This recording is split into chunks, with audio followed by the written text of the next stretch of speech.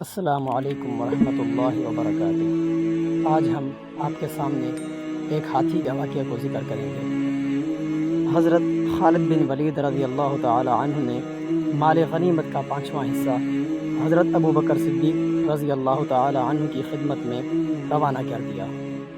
اس کے ساتھ ہرمز کی ٹوپی اور ایک ہاتھی بھی جسے مسلمانوں نے لڑائی کے دوران پکڑا تھا بھیج دیا۔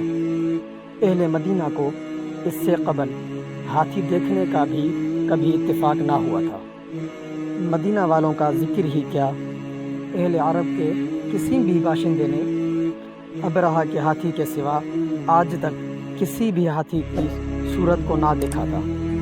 اسی لیے جب عراق سے آئے ہوئے ہاتھی کو مدینہ کی گلیوں میں گھمایا گیا تو اس عجیب و غریب جانور کو دیکھ کر اہل مدینہ کی حیرت کی کوئی انتہا نہ تھی۔ ان کی سمجھ میں یہ نہیں آ رہا تھا کہ یہ کون سی مخلوق ہے۔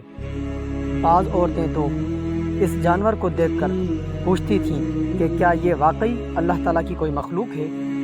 بعض عورتوں کا یہ خیال تھا کہ یہ ایران کی بنائی ہوئی کوئی عجیب مخلوق ہے۔